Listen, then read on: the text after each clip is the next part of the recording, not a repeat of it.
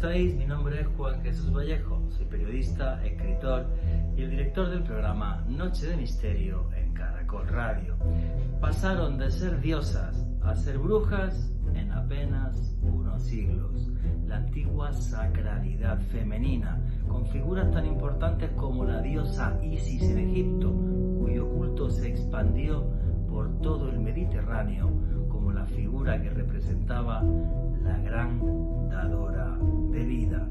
Y no solamente diosas en la antigüedad, incluso en las religiones monoteístas que llegaron después, también hubo grandes maestras espirituales, como fue el caso, por ejemplo, de la Virgen María, o como fue el caso de Fátima, de la hija de Mahoma. Pero a la vez que pasaba esto, se satanizaba la figura de la mujer. No hay mejor forma de entenderlo que si analizamos la vida de María Magdalena, que según la tradición cristiana era prostituta, pero si vamos a los textos sagrados jamás se menciona eso. Para muchos fue la compañera de Jesús. Pero si queréis saber sobre esto y mucho más, no os perdáis el último podcast de Noche de Misterio en Caracol Radio, diosas y maestras espirituales de la humanidad.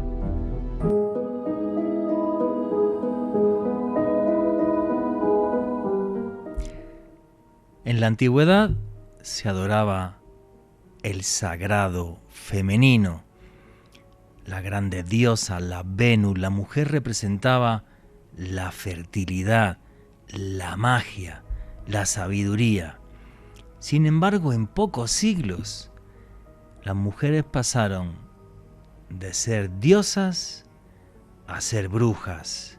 Y se nos olvidó que además de diosas, hubo mujeres que fueron grandes maestras espirituales de la humanidad, que es de lo que va el programa de hoy. ¿Y cómo es posible que los hombres seamos tan zafios, que hayamos destrozado así la historia, el recuerdo de lo que sucedió? Y hay un ejemplo que es clarísimo, y es ¿qué sucedió con la figura de María Magdalena? Es un tema para analizar incluso un día en un programa completo. Según la tradición cristiana, María Magdalena era una prostituta. Según la tradición cristiana, porque ninguno de los evangelios dice que María Magdalena fuera prostituta. Qué cosa tan extraña. Pero hay algo mucho más importante. ¿Saben ustedes que hay un evangelio de María Magdalena? Sí, señores. La visión de la vida de Cristo según ella misma. Fechado en torno al siglo II después de Cristo, aunque los historiadores no se ponen de acuerdo y hay algunos que dicen que está escrito incluso en la época del Salvador. Y es curioso porque lo que sucede en este evangelio, del que solo se conservan 3 trozos muy pequeñitos, nos falta realmente la globalidad. Bueno, pues uno de esos 3 trozos es muy clarificador de lo que sucedió posiblemente, o casi con toda seguridad, en la historia.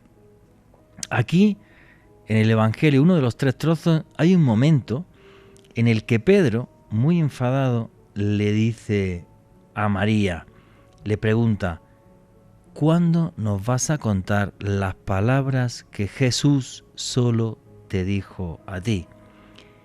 Y ella le responde, y leo literal, según dice el Evangelio de María Magdalena, lo que está escondido para vosotros, os lo anunciaré. Pedro se enfada tanto por esta respuesta que entonces ataca directamente a María Magdalena. Y es Mateo, el apóstol Mateo, el que sale en su defensa. Y dice literal el evangelio que comenta Mateo: Pedro, siempre fuiste impulsivo. Ahora te veo ejercitándote contra una mujer como si fuera un adversario. Sin embargo, si el Salvador la hizo digna, ¿quién eres tú para rechazarla?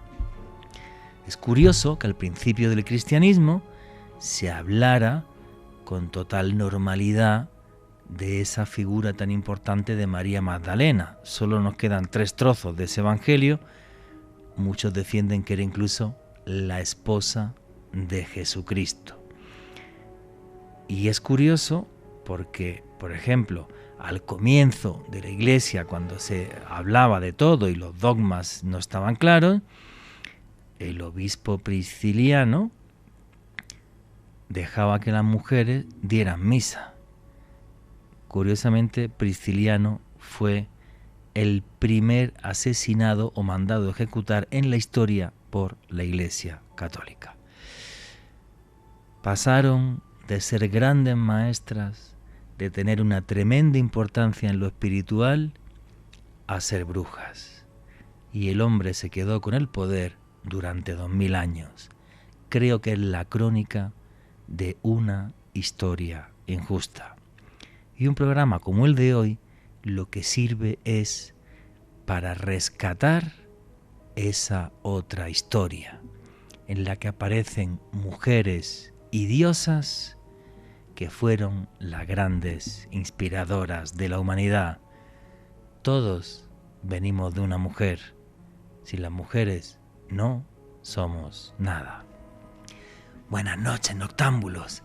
Mi nombre es Juan Jesús Vallejo. Los que queréis seguirme en redes sociales, mi Twitter es @JuanGVallejo, Juan J. E. Vallejo. En Instagram y en Facebook, Juan Jesús Vallejo. Y esto es otro programa de Noche de Misterio. Y aquí lo que hacemos es periodismo de misterio. Nosotros os ponemos los hechos encima de la mesa y vosotros decidís qué hay detrás y qué no. Y aquí somos una gran familia, la familia del misterio, y por eso ya tenemos un numeral en Twitter para que pongáis vuestros comentarios, preguntas. Desde vuestro punto de vista, ¿cuál es la mujer más importante de la historia? Pues tenéis un numeral que es Misterio Caracol. Repito, el numeral es Misterio Caracol. Sabéis que hago viajes de autor. Los que os interese venir conmigo a alguno de estos viajes, tenéis una página web que es www.viajesjuanjesusvallejo.com. Repito, www.viajesjuanjesusvallejo.com. En el mes de abril del año que viene, la segunda quincena, estaré haciendo el Camino de Santiago, caminando por los senderos del Gótico y de los Templarios, y del día 20 al 30 de mayo, Turquía, donde visitaremos incluso los templos más antiguos de la humanidad, Göbekli Tepe. En fin, tengo ya muchas ganas de regresar a uno de los lugares más enigmáticos del mundo, al monte ombligo Göbekli Tepe, donde se reescribió la historia. En fin, la figura de la mujer en la historia, tremendamente denostada. Se nos olvidó que fueron diosas, aparte de ser las reinas de la fertilidad y de la vida. Y arrancamos ya sin más dilación. Alejandro Bernal, amigo, compañero, ¿cómo estás? Muy bien, Juan G. Un saludo para ti, para Richie en los controles, para todas las personas que en este momento sintonizan la señal de Caracol Radio y también para todos aquellos que consumen este contenido a través del podcast que publicamos en el canal de YouTube de Caracol Radio. Hoy una temática muy interesante, Juan G., con un auténtico experto como lo es el imán Julián Zapata, hablando sobre estas deidades femeninas, un recorrido a través de la historia de la divinidad, de la espiritualidad, un recorrido apasionante para todos los que amamos estas temáticas. Efectivamente, tuvimos una entrevista creo que súper interesante con el imán Julián Zapata, y para hacer un programa así hacía falta una persona que no solamente fuera experto en religión, sino además en religiones comparadas, básicamente, que es de lo que va el programa de hoy. ¿Qué te pareció la historia de María Magdalena? Es que es una locura, tío. Fascinante, Juan G. Y como tú muy bien decías, un personaje denostado con el paso de los milenios, con el paso de la historia. Lamentablemente yo creo que María Magdalena, al menos de acuerdo a las más recientes investigaciones, una mujer que tenía un acervo muy importante en su época, una mujer que lamentablemente, al menos bajo el canon típico del cristianismo, tendría un segundo plano, pero que era una mujer fundamental para la vida de Jesús. Sí, claro, no solo eso, sino que además todo el tema de la prostitución se lo sacaron de la manga. Sí, o sea, no aparece en el Nuevo Testamento. O sea, exacto. Es algo realmente muy loco si lo analizamos. Pero bueno, El poder corrompe, cuando alguien tiene mucho poder suelen suceder estas cosas. La mujer y lo sagrado. ¿Quiénes han sido las grandes inspiradoras de la evolución espiritual de la humanidad? ¿Queréis saberlo? Pues la entrevista con Julián Zapata arranca así. Lo sagrado femenino nos acompaña desde la nebulosa del tiempo. Desde que empezamos a caminar por la faz de la Tierra, tenemos figuras como la famosa Venus de Willendorf, encontrada en Austria, que tiene 27.000 años de antigüedad. Todos salimos de un útero. La mujer no solamente es la fertilidad, la mujer es la sacralidad divina, porque es la única capaz realmente de crear vida. Así se vio en las culturas antiguas y su papel fue fundamental durante milenios, aunque luego diferentes religiones y creencias la fueron apartando, incluso demonizando, si me apuran. Pero hoy queremos hablar de esa sacralidad femenina, de diosas y de mujeres que fueron maestras espirituales de la humanidad, con nuestro buen amigo, el imán Julián Zapata. Imán, ¿qué hay? Buenas noches, ¿cómo está usted? Assalamu alaikum wa rahmatullahi wa barakatuh, mi querido maestro Vallejo y maestro Alejandro Bernal. Gracias por esta generosa invitación en una época tan propicia para abordar ese tema monumental y bello, como el tema de las diosas, de las madres universales. Y bueno, y en una época, en nuestro mundo occidental, en una época que curiosamente ha coincidido tanto el tema de la Navidad y el tema de la Anunciación de María, como en el mundo musulmán el tema del fallecimiento en los últimos días de Fátima en este mundo. Fátima, otra mujer importante en el mundo de Oriente, en el mundo musulmán. Bueno, en una época importante y muy contento por esta generosa invitación para abordar otro tema apasionante de la mística y la espiritualidad universal y de los misterios del mundo. Efectivamente, mística y misterios, que nos encanta, y cada vez que la entrevistamos además la audiencia se nos dispara, imán. Bueno, hay que entender que en la antigüedad, en la prehistoria, esa sacralidad femenina queda súper clara, ¿vale? Y creo que hay un ejemplo, además, que lo hablé con usted antes de que arrancáramos este programa, cuando lo planificamos, que es la importancia de la diosa Isis en Egipto, porque centros de adoración a la diosa Isis se establecieron por todo el Mediterráneo. Fue un culto que tuvo tal importancia a esa sacralidad femenina que se exportó desde Egipto y fue cogido en diferentes puntos del Mediterráneo. Para que la gente me entienda, voy a explicarlo brevemente. La importancia de la diosa Isis. En la mitología egipcia, al principio, hay solo 4 dioses, que son 2 parejas de hermanos. Son 2 mujeres y 2 hombres. Isis, la diosa de la vida, Neftis, la diosa de la magia, y sus hermanos Osiris, que era tremendamente bondadoso, y Set, el malo de la película, llámenlo el demonio o como quieran. Pues entre estos 4 hermanos resulta obvio que luego empieza a haber muchos más dioses, y Osiris era como el más aclamado, el más conocido, el más famoso, la gente lo adoraba. Y Set, que era tremendamente envidioso, no lo soportaba, y entonces cuando llegó su cumpleaños, se le ocurrió llevarle un sarcófago como regalo de cumpleaños, ya que los egipcios tenían y entendían que el más allá y la vida en el más allá era tan importante o más que la vida terrenal. Entonces el sarcófago era una trampa, tenía una serie de guillotinas, y entonces cuando en medio del cumpleaños le dijo Set a Osiris: oye, pruébate el sarcófago, a ver cómo te queda. Al cerrarlo, su cuerpo se dividió en muchos trozos y Set empujó el sarcófago con los trozos al río Nilo. Su esposa, que era Isis, empezó a llorar desconsolada. Entonces su hermana Neftis la ayudó.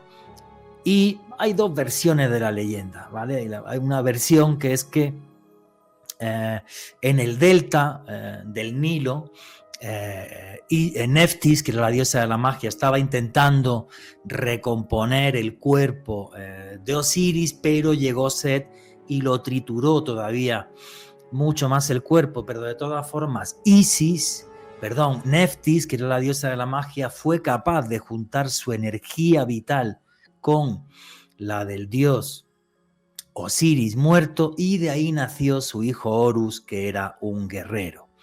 Esa es una versión. La otra versión es que simplemente ella puede recuperar, Isis puede recuperar el falo, el pene de Osiris, y entonces gracias a la magia de Neftis ella se queda embarazada. Básicamente esto era tan importante en el antiguo Egipto, el amor de Isis a Osiris y los llantos y sus lágrimas, que la crecida del Nilo, que empezaba siempre el día 15 de junio, era el momento exacto, el 15 de junio, cuando la estrella de Sirio, Sopte en la antigüedad, que los egipcios representaban y tenían la fe de que Sirio era Isis en sí, cuando el día 15 de junio aparecía justo por encima del Nilo y arrancaba la crecida, decían que eran las lágrimas de Isis, y entonces el río Nilo se cargaba con ese agua de la vida. El llanto de Isis era el que era capaz de darle toda la fertilidad al río Nilo, que fue la zona agrícola más importante de la antigüedad, y que sin Egipto no había cosecha, Europa pasaba hambre. Esa es la importancia tremenda que hay de Isis en Egipto. La casa de Isis en Egipto es el templo de Philae. Yo he estado, no lo sé, 20 o 25 veces, ya ni me acuerdo, que es un lugar muy peculiar porque es el único templo egipcio en el que dentro hay una capilla cristiana. Es el único, donde tú vas a ver dentro del templo egipcio una capilla cristiana. O sea, hubo un momento en el que los cristianos coptos, tuvieron el sitio también como lugar de adoración cristiano, en algo que, aunque los coptos utilizaran otros templos, pero bueno, hacían fogata, fuego dentro, tal. No es el caso del templo de Philae, que es en sentido muy, muy diferente. Y esa bondad de Isis y ese amor por su marido, que después de muerto es capaz de buscarlo para tener un hijo y demás. Y esta historia, no sé por qué o de qué manera, conmovió tanto a los pueblos del Mediterráneo, que se pusieron templos de adoración y capillas a Isis por todo el Mediterráneo conocido. ¿Qué opina nuestro amigo el imán de esta historia? Bueno, pues has hecho, mi querido maestro Juan Jesús Vallejo, una excelente introducción. El mundo egipcio nos sustrae a todos, pues porque nos maravilla, porque tenemos mucho de egipcio, tenemos mucho de Egipto. En todos los libros sagrados, curiosamente, hay una cosa muy curiosa: ¿por qué todo el mundo piensa en Egipto? ¿Y por qué los grandes hombres van a Egipto? Llámese Alejandro Magno, Julio César, Napoleón, etcétera, ¿no? ¿Por qué todos queremos un día en la vida ir a Egipto? ¿Sí? Porque nos maravilla y porque tenemos todos que ver con Egipto. Ya sea que alguien sea cristiano, judío, musulmano, o le guste el mundo antiguo, todos tenemos que ver con Egipto. Hay una cosa muy curiosa con Egipto, es que son los dos, es el país más mencionado en la Biblia y el Corán. Hay una cosa muy curiosa en ese tema. No eso nos demuestra, sí, son los más mencionados. Por más que se hable de que el pueblo de Israel, el pueblo de Dios, etcétera, pero cuando se habla de Egipto, la referencia siempre, o sea, el país más mencionado, en este caso, para la Biblia, lo que sigue la Biblia, después de Israel, curiosamente siempre el referente es de Egipto. Porque allí estuvo Abraham, porque allí se casó con Agar la egipcia, como segunda esposa, a pesar de que él venía de Ur de Caldea y de Babilonia, del mundo de la Mesopotamia. Pero por eso se van a intercalar todas estas creencias en las mismas diosas y dioses, van a tener mucho parecido y mucha familiaridad, ¿sí? Es difícil saber las fronteras entre uno y otro, pero lo cierto es que todos tenemos que ver con Egipto. O sea, y Jesucristo vivió en Egipto, toda su infancia fue en Egipto, y no sabemos hasta qué punto aprendió cosas de Egipto, pero el cristianismo guarda infinidad de creencias que tienen que ver con el antiguo Egipto. Por ejemplo, es decir, un dato, creo que lo hemos comentado alguna vez en algún otro programa: ¿por qué fueron 12 apóstoles y no 7, 14 o 21 o 3? Uno va a un templo egipcio que se llama el templo de Déndera y va a ver el zodíaco de Déndera, los 12 signos, que son los que acompañan al tiempo. Entonces muchos antropólogos piensan que, por ejemplo, Jesucristo cogió esa idea de ahí. son hipótesis, no son certezas, ¿vale? Yo simplemente os expongo los hechos. El templo de Dendera existe, el zodiaco de Dendera, bueno, hay una réplica en Dendera porque el auténtico lo robaron y se lo llevaron y está en París, pero bueno, pues son hechos que están ahí. Continúe usted, maestro. Entonces, claro, todo es transversal a Egipto, ¿sí? Así que puede decirse que todos los caminos conducen allá, sobre todo los caminos espirituales. Si bien es cierto, los temas políticos y jurídicos nos vincularon siempre que todos los caminos conducen a Roma, pues por ese gran imperio que todos conocemos y que ejerce mucha influencia en la política y el derecho nuestro. Lo cierto es que desde el punto de vista espiritual sí todos los caminos conducen, pues la prueba de ello es el mismo Platón, ¿sí? Y la descripción de los sobrevivientes de la Atlántida, y bueno, entonces, y ahí va porque no sabemos la antigüedad de las pirámides, de la Esfinge, o sea, todos sabemos que esas cifras no son ya, o sea, están más que rebatidas, ¿sí? O sea, la historia oficial de Egipto eso lo han tratado ustedes muy bien, extraordinariamente aquí en Noche de Misterio. Entonces, el tema es que todo está vinculado desde un principio, desde una fuente universal. O sea, todo en un principio en el mundo egipcio fue las aguas turbulentas, la oscuridad, ¿sí? Hasta que surge un montículo, una especie como de Dios, surge una figura del Dios eterno que se llama Atum. Sí, y bueno, y no había nada, y no había absolutamente... Atum, que significa el que existe por sí mismo.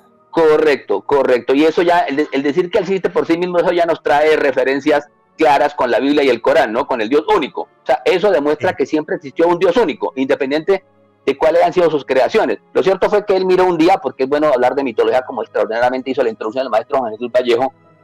Lo cierto es que él se apareó hasta con su propia sombra, y bueno, y se dice que de ahí empezó a crear parejas, ¿no? Entonces empezó a crear a Shu, que es el dios aire, a Tesnut, que es la diosa de la humedad.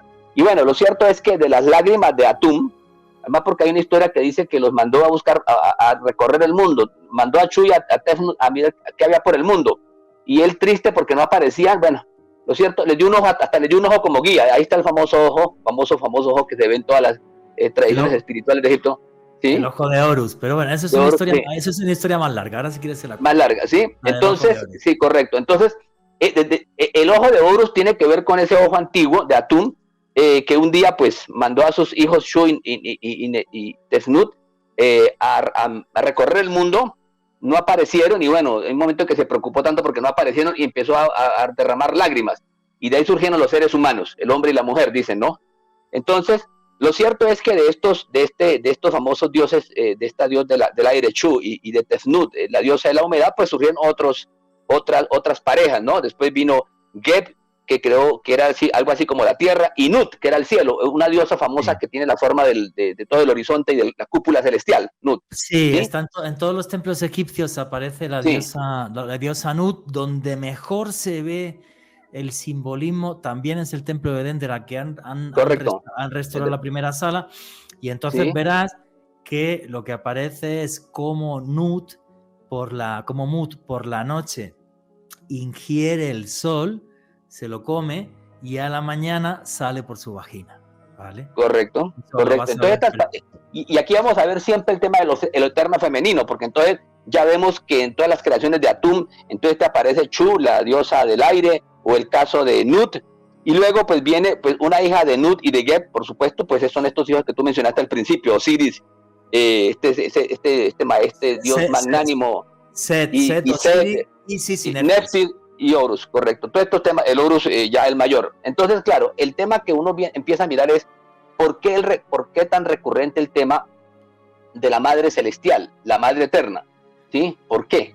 Que es Isis, que es Mut, correcto, sí. Aparece. Correcto, porque en última lo que hay que admitir es que la misma Isis no es más que una manifestación, o sea, tanto Shu como Nut son manifestaciones anteriores de esa Madre Eterna, es ella misma, que va transformándose, se va transformando en ese mundo, ¿sí? Se va recreando y se va como recargando de más elementos de otras tradiciones, de su propia tradición. Pero para entender muchas veces este tema del mundo egipcio, uno tiene que mirar a veces lo que le fue más familiar en el mundo grecolatino occidental. El caso de la diosa Cibeles, uno dice, esta diosa que es la diosa del cielo, que es la fertilidad, que es la madre, que es la protectora de la familia, que bueno, que protege a todos los seres humanos. Resulta que estas diosas, esta referente a esta diosa Isis, a esta madre universal, pues ya la veíamos en el mundo, pues, griego y romano. En el mundo griego, en el caso de la diosa Cibeles, que es la misma Rea. O sea, lo mismo, la madre tierra es la madre original, que es una madre que fue muy venerada en Frigia, en lo que es la Anatolia, desde la época del Neolítico. Y es muy curioso en Egipto, además, porque el femenino no es solamente Isis, es la gran madre, es la que tiene su templo, su casa. Es un templo que tuvieron que mover por la presa de Asuán. Sí, correcto. La gente que va al templo normalmente no sabe que hay un lugar aparte donde está la casa de la diosa, o sea, donde realmente supuestamente vivía. Efectivamente, y es que todo arrancó en Egipto, y una de las cosas más curiosas que hay es precisamente esta, que los templos egipcios están situados en sitios donde vivían literalmente los dioses o sucedieron epopeyas con diferentes dioses. Cuando uno va al templo de Philae es porque era la casa de la diosa Isis. Hay un tema muy curioso, que realmente incluso la casa, como se tuvo que mover el templo de Philae por la presa de Asuán, la casa original está en el sitio original, que es distinto. Lo que pasa es que la gente que va a Egipto normalmente no sabe eso, y si no vais en un viaje de autor no lo van a enseñar, pero realmente la casa está al lado. Continuamos con Noche de Misterio.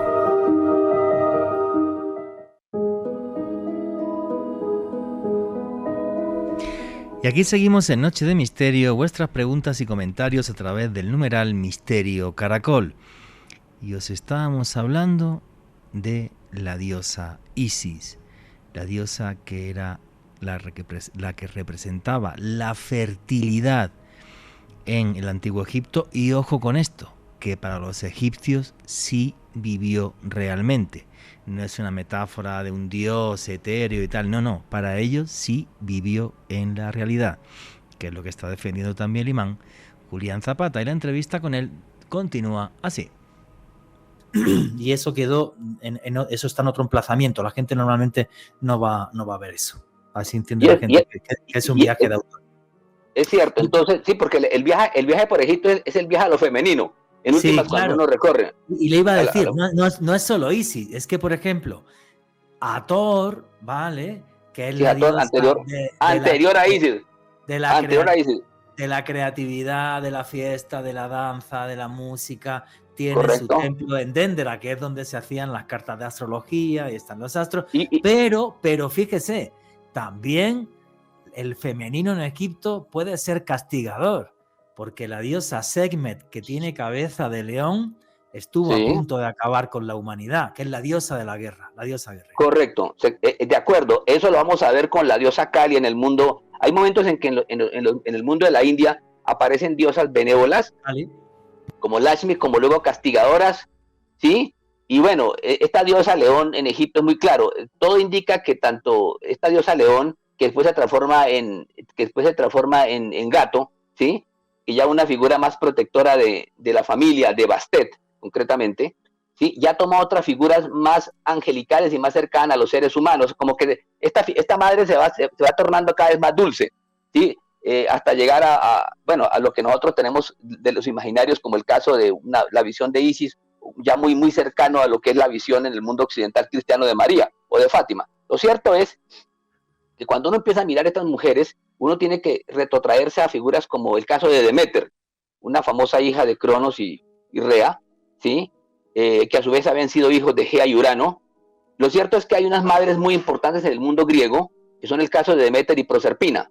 O sea, estas hijas que son la diosa madre de la casa, de la agricultura, que tienen que ver con las estaciones, bueno, y además que tienen que ver con misterios como los misterios eleusinos, es decir, así como los misterios de Isis son importantes en el mundo egipcio y que van a conquistar todo el Mediterráneo, esto ya estaba también implícito en los misterios eleusinos, eran temas de misterio, de iniciación, ¿sí? Y que solo conocían una pequeña porcentaje de la población. Los temas esotéricos y místicos siempre han sido de un grupo muy pequeño, ¿sí? De ahí que eso creó toda una casta sacerdotal en torno de estas figuras. Entonces, para nadie es un misterio que cualquiera que nos guste la historia de las religiones, y eso lo hizo Campbell, el famoso estudioso de las religiones, ¿sí?, comparadas, Joseph Campbell, para nadie es un misterio que Demeter e Isis tienen unas características muy parecidas. ¿Por qué razón? Pues como lo mencionaba aquí el maestro Juan Jesús al principio, en su búsqueda de Osiris, le pasa exactamente lo mismo a Demeter buscando a su hija Perséfone, porque recuerden que Perséfone es una mujer que es la hija de Demeter y es raptada por Hades, Plutón, y se la lleva al inframundo. Lo cierto es que Demeter llora tanto como Isis, llora tanto hasta que le dan las pistas, se apiada de él Júpiter, y terminan, por supuesto, negociando y buscando cómo sacar a Perséfone o Proserpina, la misma en el mundo romano, del Hades, y es cuando surgen las estaciones, ¿no? 6 meses en un lugar, 6 meses en otro, 6 meses en el inframundo el uno, 6 meses en el inframundo Perséfone o Proserpina, en la parte exactamente del otoño y del invierno, o los 6 meses de las estaciones del verano y la primavera. Entonces, ese mismo viaje por los infiernos, por los mundos inferiores que hizo Demeter, también lo hace Isis, como buscando, además porque claro, porque había perdido a su marido. Había perdido a su esposo, y esto tiene que ver con el mundo del oculto, y bueno, y hasta Anubis, tiene que recurrir a Anubis, también un personaje importante con la muerte en el mundo egipcio, sí, algo así como el ángel Israfil, el ángel de la muerte en el mundo el que acompaña hasta el más allá, sí. Acompaña hasta el más allá, para poder encontrar a una figura que va a empezar a estar como Osiris entre el más allá y el más acá, sí, porque es de las características que tiene Isis. Una persona que tiene contacto con el mundo espiritual y con el mundo material, conoce. Y aquí viene una cosa muy importante. Eso que ha dicho usted es clave. ¿Por qué? Porque Isis, o sea, como Osiris es el primer dios en morir, es el primero que nos recibe en el más allá. Y detrás, y se ve en el papiro de los muertos, está Isis y Neftis, sus hermanas, la vida y la magia. Pero es muy curioso esa dualidad, porque realmente en la antigüedad se decía que, y bueno, y hay un libro, cuatro volúmenes muy famoso, Isis sin velo, que es que si uno era capaz de correr el velo de Isis, era capaz de ver la verdadera realidad, el conocimiento esotérico de las cosas. Por eso ahí viene el tema que tiene que ver con todas las místicas y tradiciones espirituales, con lo esotérico, no con lo exotérico, que es la ley externa, sino con la mística. Y bueno, y ese tema que es un referente universal de la mística, los velos de Isis, ¿sí?, que han tocado muchos personajes en el pasado y el presente, ¿sí? Y es porque Isis dice claramente, yo soy la que conoce, yo soy la que soy la que conoce el pasado, el presente y el futuro. Y sola le permitiré ver algo del futuro o la realidad, la verdad verdadera a quien yo quiero. Y de ahí el debate y a quien yo quiero. Entonces vienen los velos de Isis. Y una cosa muy importante que tiene que ver con los velos de Isis es la sabiduría profunda. Entonces, siempre el velo de Isis estuvo referenciado con lo esotérico y lo místico en todas las tradiciones. Por eso lo entendieron básicamente los pueblos del Mediterráneo. Porque ya habían tenido otras tradiciones, ya habían tenido a Orfeo en los infiernos, buscando a Eurídice, a través de la música, o el caso de Demeter. Pero el caso aquí curioso es que esto tiene un referente muy interesante, porque ¿cuántos velos tiene Isis? Es la pregunta. ¿Sí? Sí, bueno. Porque tienes que hacer todo un camino de revelación espiritual para poder llegar a entender la realidad invisible, y solo se puede hacer a través de Isis. Pero yo quiero dar un salto, porque es que si no hay más no nos va a dar tiempo en el programa. Aparte de la mitología antigua, esa importancia de lo femenino con lo mágico y lo esotérico, que es súper importante, esas figuras de Isis, Neftis, Demeter, como ha dicho usted en otras culturas, Kali. Todo cambia el concepto de lo sagrado femenino cuando llegamos al personaje de la Virgen María. ¿En qué cambia, usted que es imán, en qué cambia todo realmente con el personaje de la Virgen María? Bueno, aquí vamos a entroncar unas figuras que son fundamentales en la historia de las tradiciones espirituales. Y un tema importante, el caso es que es una mujer virgen, porque prácticamente, pues igual que Osiris, tuvo a su hijo Horus Isis, ya cuando su esposo había partido de este mundo, luego la tuvo en virgen, o sea, sin intervención prácticamente material, sino es una intervención más espiritual. En este caso, a través del ángel de la revelación, Dios actúa un milagro y nace Jesús de Nazaret. Pero antes que todo eso, ya María era una mujer muy célebre que vivía en los templos, estaba consagrada al templo, ¿sí? Y recuerden que la profesora de ella y el maestro de ella fue nada más y nada menos que Zacarías. Recuerda que era prima de Isabel, la esposa de Zacarías, y Zacarías era un profeta. Y fue una mujer consagrada al templo. Ella era desde la época. Ella era de sangre real, ¿no? Parece ser que tenía que Sí, ver claro, con de David, Aarón, con el rey David. de Aarón, con Aarón, claro, por supuesto. Y Aarón era una descendiente de Aarón, que es la casta sacerdotal en la historia del judaísmo.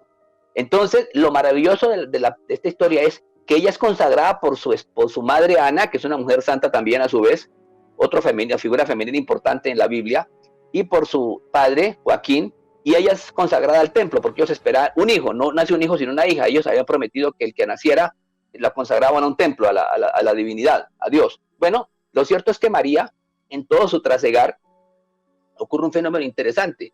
Tiene a luz un hijo que es un símbolo del rey, de la salvación, al igual que Horus, en el caso de la hija de Horus, el hijo de Isis.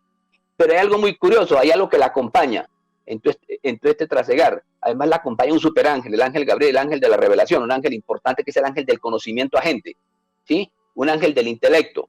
Y de ahí que muchos sabios siempre han buscado la inspiración en el ángel Gabriel y en María, como una persona cercana que abre conocimientos de sabiduría. Igual que en el caso de Isis, que lo conoce todo, ¿sí? Esa es la razón, lo conoce todo, el pasado, el presente y el futuro. Entonces, pero curiosamente María, cuando tiene a Jesús, tiene que huir por persecuciones y problemas políticos de su tiempo. Tiene que huir nada más y nada menos que a Egipto. Y hace un recorrido por el mundo egipcio, pero hay algo más asombroso, es que María recibe una visita de unos personajes que tienen que ver con la religión anterior monoteísta que un día hablamos en estos programas, que es la religión de Zoroastro. Unos magos, unos famosos magos de Zoroastro, reyes, que llegan a darle unas ofrendas a su hijo, correcto. Correcto, a rendirle tributo, a darle ofrendas de incienso, mirra, oro, etcétera. Vienen del mundo zoroastriano, vienen del mundo persa y el mundo babilónico, ¿sí? Porque el zoroastrismo, esto es una tradición monoteísta que tiene un salvador también y espera un salvador. Y bueno, y habla de salvación también. Lo cierto es que con María se entroncan dos cosas. El mundo mucho más al oriente, que es el mundo persa, con la visita de los Reyes Magos, que es la trascendencia que tiene la Navidad. No es solamente un tema del Medio Oriente o de Israel o Palestina, no. Aquí cuando se habla de la Navidad se enlaza el mundo de Oriente, tanto la Mesopotamia como Persia, como el mundo del Líbano, el mundo de Palestina, de Israel, como le quieran llamar, el mundo egipcio. ¿Y por qué regresa a Egipto María? María regresa a Egipto porque recorre sus mismos pasos. O sea, en últimas, es otra manifestación de la Madre Universal. Obvio, la pregunta es ¿cuántos años hay entre Isis y María? Y pues esto no está claro, pero pueden ser más de 10.000 años o 20.000 años la distancia entre Isis y María.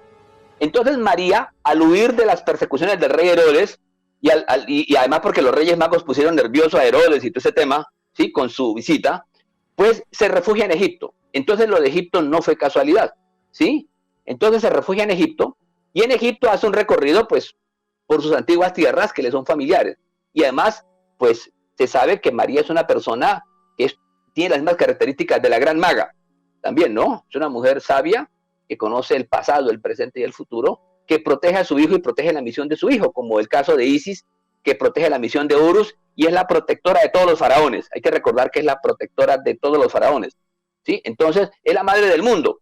Y la quieren. Hay una cosa muy importante entre Isis y María. Es que a Isis la quería todo el mundo, tanto los ricos como los pobres, los nobles y los pobres. O sea, los pobres, como ella se disfrazaba, se transformaba en anciana, en una persona que era normal como los demás, ¿sí? Y ayudaba a todo el mundo. Entonces, ayudaba a ricos y pobres reyes. Entonces, su objetivo era la humanidad, los animales, la naturaleza, el conocimiento, absolutamente todo. Y eso es María, eso es María. Todo lo que era vida. Eso. Todo lo que era vida. Entonces, es la manifestación del Dios mismo. Pero hay algo muy curioso con María, es que cuando uno empieza a hablar de María, para muchos místicos y para los que defendemos esa tesis, María es una manifestación del ángel Miguel, el ángel de la misericordia. Y cuando uno va a mirar quién es el ángel Miguel, Miguel es Dios mismo. Exactamente Dios mismo. Entonces, una manifestación, pero ya femenina de la divinidad. O sea, es la manifestación de Dios, pero en su forma femenina. Es lo que ha pasado a través de la historia. Y con Osiris, y a eso se debe que en el caso de Isis, se le relacionó siempre con la estrella Sirio. La estrella que siempre todos los antiguos relacionan, una estrella de penetrante luz, que es la estrella más visible para nosotros en el cielo. aunque está a 8 años luz, lo cierto es que es la más brillante y parece que no es una estrella, sino son 3, según lo que han sostenido muchos. Son 3, una trinidad. Es el cinturón de Orión, pero una de ellas es sí, correcto. Sirio.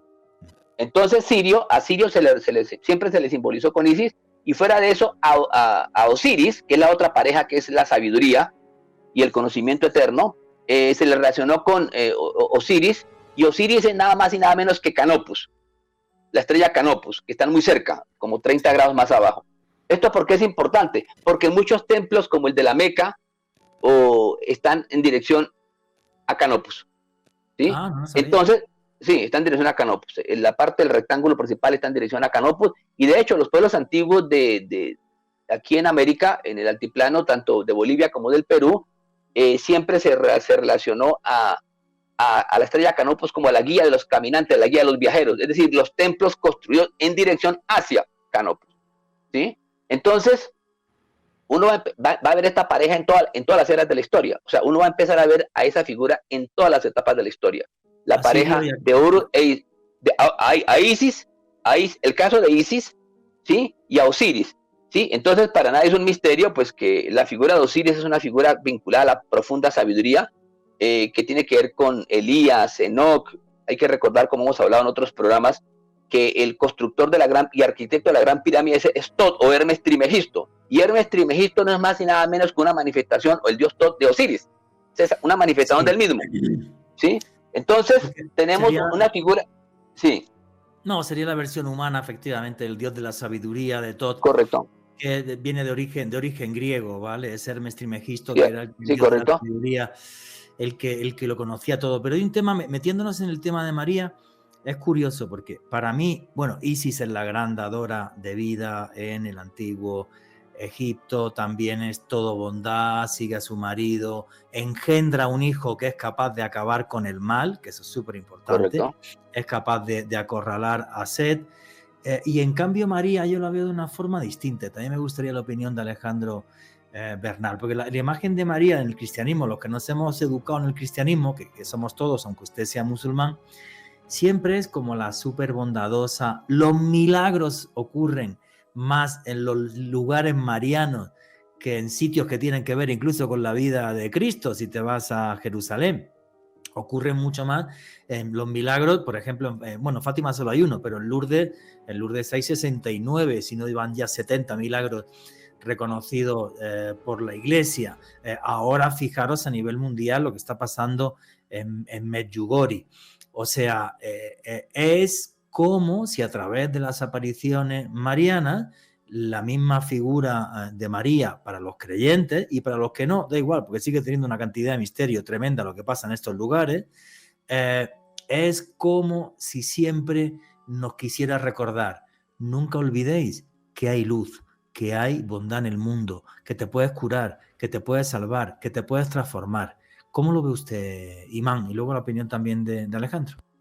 Bueno, el tema es el siguiente. Esta madre que se va transformando, curiosamente, solo pudo ser erradicada de la mente de los pueblos del Mediterráneo hasta el siglo VI. O sea, Isis gobernó, no existe una madre que haya gobernado tanto el mundo por miles de años, influyendo en culturas distintas, como el caso de Isis, ¿sí? Hasta el siglo VI, aunque se la prohibió por Teodosio, desde el siglo III, sacar a María de los templos, pero ahí sí fue imposible, y después la asimilaron a María. O sea, ustedes van a ver a María, pues, bueno, tocar ese tema, la visión maternal, es decir, la madre amamantando al niño, el caso de Isis amamantando a Horus, que fue inmediatamente asimilada y copiada básicamente para el tema de María amamantando a Jesús de Nazaret y protegiendo a su hijo y la misión de su hijo, tanto antes de morir, como después de que parte de este mundo Jesús a los cielos o desaparece, ¿sí?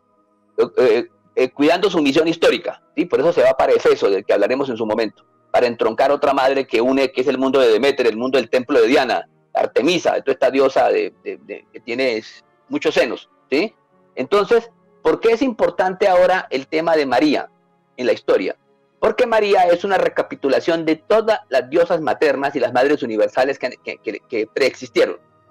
Pero su máxima acción es la bondad y el amor por los desamparados, y no solamente se le aparece a sabios que buscan la iniciación, sino que empieza a aparecerse a niños, a pastores, como en el caso de Fátima, y a mostrarles revelaciones a los niños de Fátima en Portugal en un momento crítico como fue al final de la Primera Guerra Mundial y anunciándole que viene la Segunda y que vienen cosas peores y que la iglesia tiene que reformarse, etc. ¿Sí? O en el caso de Lourdes, en la curación, porque recuerda que es también la gran maga de la curación, como lo era Isis, Demeter, todas estas grandes diosas, o Ishtar en el mundo babilonio. Entonces, la importancia de María radica en que es capaz de trascender y mostrarle a los pueblos, al más sabio, conocimiento filosófico y místico, como al común de la gente mostrarle amor y bondad. Entonces, se manifiesta a todo el mundo. ¿Por qué razón? Porque las instituciones religiosas no son capaces de unir los pueblos. En el momento en que las instituciones religiosas, cualquiera que sea ellas, entran en crisis, aparece la madre para poner orden. Y eso pone nervioso a las instituciones, a las jerarquías. Por eso muchas manifestaciones son aceptadas, otras no. Hasta el día de hoy hay misterios sobre el tercer secreto de Fátima y dice que faltan temas. ¿Por qué razón? Sí, claro. Porque la madre trasciende lo puramente exotérico exterior y se manifiesta. Y tiene que manifestarse porque estamos en una era del final de los tiempos. Ya se le llama el final de los tiempos del mundo cristiano, judío, musulmán, o el Kali Yuga, la era final que habla el mundo de la India. Entonces tiene que aparecerse la madre en diferentes escenarios, y sobre todo ustedes ven que se aparece en México para reconciliar al mundo, en el caso de la Virgen de Guadalupe, para reconciliar el mundo azteca, un imperio, ¿sí? El mundo de la diosa Tonantzin, de las diosas antiguas del mundo americano, para reconciliarse con el mundo semítico, la diosa, la madre Dios, la madre de Dios, en el caso de María, para reconciliar estos dos mundos que están en guerra y están exterminando a otros, porque es que son las enfermedades que destruyen al mundo inca, azteca, al mundo de los chipchas, de los muiscas aquí, o el mundo azteca o maya, son las enfermedades de la viruela, pero son las guerras. Entonces, María se aparece para ponerle un tate quieto a toda esta tiranía que ejercen tanto los sectores imperiales, que fueron más allá de las órdenes de Carlos V, o lo que pensó en su momento Isabel de Castilla y Fernando de Aragón, de cristianizar y evangelizar estos pueblos, sino que se dedican a oprimir y a exterminar, a oprimir. Entonces tiene que llegar María a recordarle a todos el orden universal, el orden cósmico, ¿sí? Que es lo mismo que hizo Isis con el principio eterno cósmico, el Ma'at, que es el principio cósmico, el equilibrio, que establecer el equilibrio universal. Y si no se establece la justicia, de ahí que el tema del Ma'at, o sea, que es el tema de la justicia, de la armonía universal, del orden cósmico, hay que restablecerlo. Y lo que hace María con sus apariciones permanentes es eso. Recuerden la bondad, arrepentirse, en reconciliarse, etcétera, el ayuno, etcétera, todas estas cosas, el amor, suprimir las venganzas, las guerras, etcétera, superarlas. Porque si no, pues su humanidad y sus hijos se extinguen, si siguen así. Y tiene que salvar la humanidad y tiene que salvar su proyecto divino que le estableció el orden cósmico desde un principio. Entonces, pero eso no es fácil. Algunos pueblos lo entienden y otros no. Entonces la gente se pregunta, en el caso de María, es algo sensacional porque María, además está en el Apocalipsis, ¿no? La menciona hasta en el Apocalipsis, la mujer que va a dar a luz y que es como un sol, pero alguien que quiere matar a su hijo y que tiene la luna a sus pies. ¿Sí? Pero miren el caso yo quiero tocar un caso pues, que está reciente, como el de la Virgen de Guadalupe, porque se aparece en el cerro del Tepeyac. Y efectivamente, es muy curioso cómo todas estas apariciones marianas lo que parecen es hacer recordarnos que hay un principio cósmico universal, una justicia universal. Y creo que la disertación que ha hecho el imán Zapata es genial en ese sentido, ¿no? Como de repente se aparece la Virgen en Guadalupe y en un mundo de caos pone paz. Juanje, y el carácter divino de la Virgen María, que ha sido resaltado por evangelios apócrifos como el de Santiago, quien revela detalles realmente muy interesantes sobre la concepción de la Madre de Cristo. De acuerdo a este evangelio apócrifo, Joaquín y Ana, los padres de María, eran personas de una avanzada edad. Joaquín quería ser padre nuevamente y ofrece un ayuno para que se le cumpla ese milagro. De acuerdo a la versión de este evangelio apócrifo de Santiago, un ángel se le aparece a Ana, la madre de María, le dice que va a concebir, y de acuerdo a la versión de este evangelio apócrifo, Juanje, María habría realizado milagros durante su infancia, tendría cierto carácter divino bastante interesante, reitero, que es mencionado por este evangelio apócrifo de Santiago. Y otro detalle que siempre me ha fascinado, Juanje, el Papa Sergio I en el siglo VII llegó a atribuir que el nacimiento de María se había producido un día 8 de septiembre, en un lugar todavía no identificado, al menos por la Iglesia. Datos interesantísimos, y lo que hacen es aumentar la imagen ya por sí de bondad y amor de la Virgen María. Bueno, yo creo que es que hay muchísima gente que tiene una devoción mariana tremenda, no solamente en Colombia, sino a nivel mundial. Sí. Y realmente los grandes lugares de peregrinación de la Iglesia Católica, muchos de ellos están en torno a María, aunque bueno, Jerusalén, Roma y Santiago de Compostela siguen siendo los 3 lugares principales de peregrinación del cristianismo mundial. Continuamos con Noche de Misterio.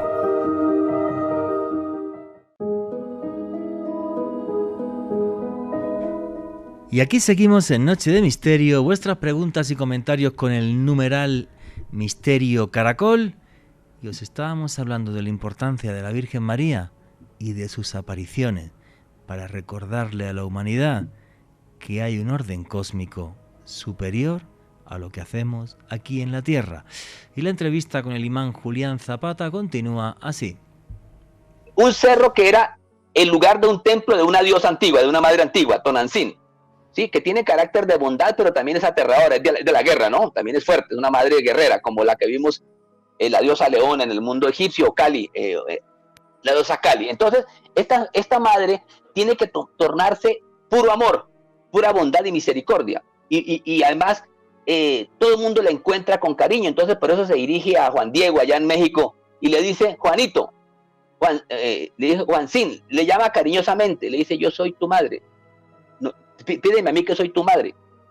¿Sí? Se dirige cariñosamente a los pueblos. Entonces, obvio, perdón, pero que hay un tema, esa es la faceta más angelical de María, pero hay que recordar que como es la manifestación del mismo ángel Miguel, es la que destruye a la serpiente, el mal. Y en su etapa y en su faceta, también es la guerra. ¿Sí? De hecho, tan es la guerra, pues que la llevaban ejército también.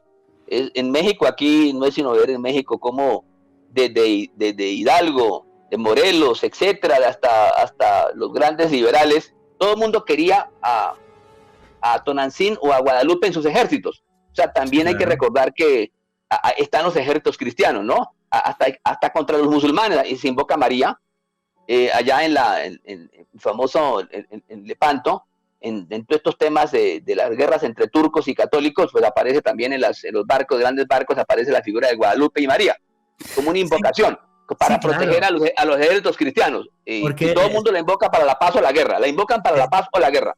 Siempre se utilizaba la figura de María o de Cristo María, sobre todo por la bondad, ¿no?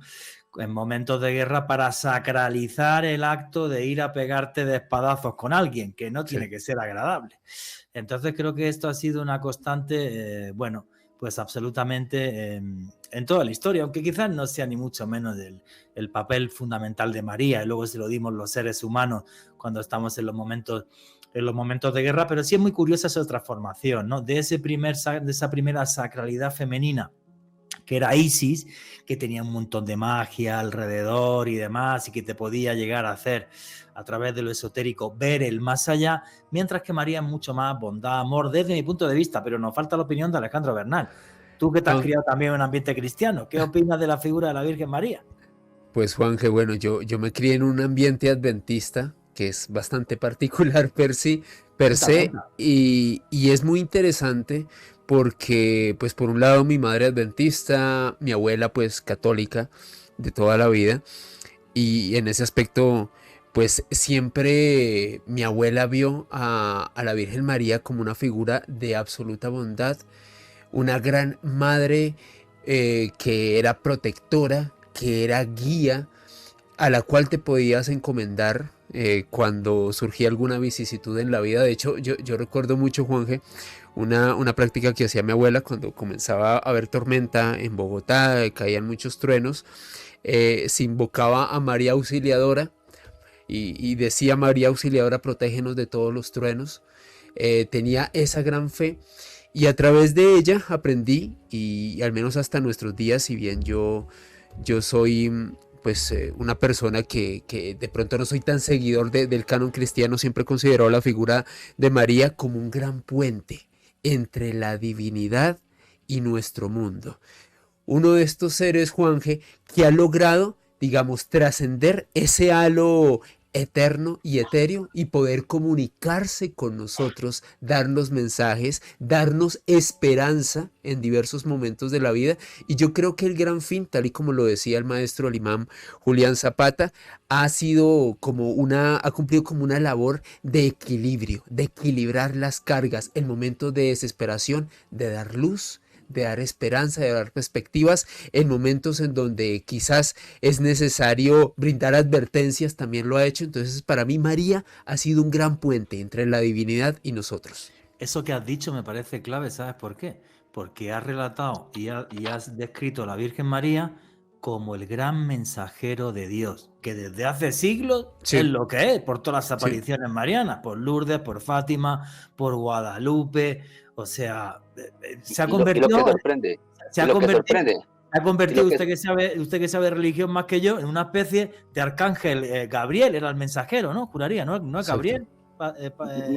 Miguel, sería más Miguel el ángel de la misericordia. El ángel pero hay una cosa muy curiosa, es que esta madre universal se está pareciendo más que otros profetas, o sea, se aparece más que Mahoma, que Jesús, etcétera. O sea, uno dice, bueno, pero y hay algo muy curioso con el caso de María, que es tan universal, es que tiene más seguidores que Mahoma y Jesús.